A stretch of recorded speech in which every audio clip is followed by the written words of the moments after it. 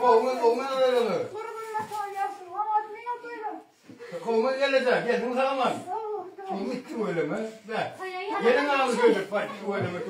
Ne yapsın? Kurban için. Bir de yapsın ya da yakın değil mi? 100 manatta yarışacağım.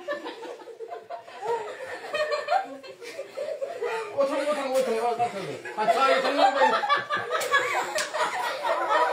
Hatta yetinler değil ama.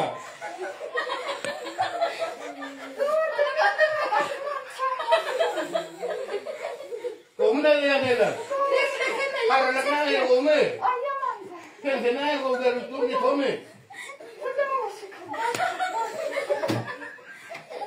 Hayır. Sen o kadar ama.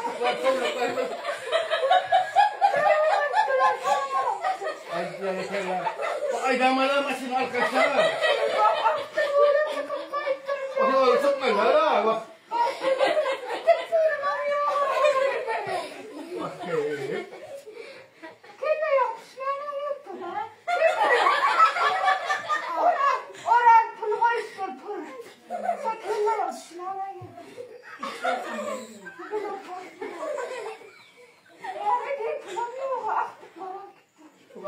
Ay kaynatın. Gittik orada kaçtın mı? Yettik kaydın. Doğru. Bak. Tanımadın mı söyleyeyim?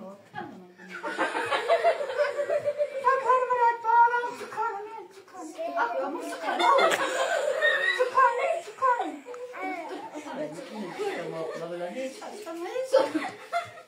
mı söyleyeyim?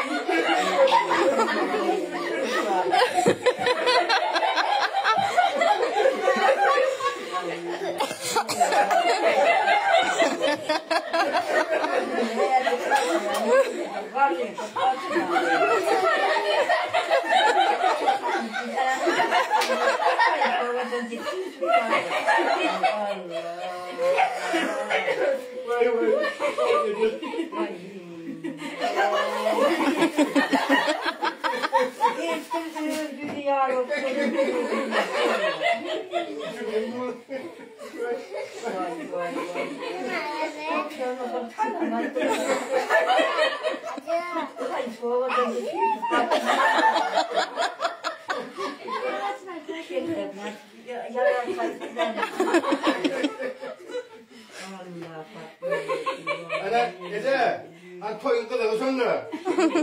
Vay yeminle. Yüzüme geçti, geçti bir ödül ya tanıtan o. İki bilayla ne istiyor?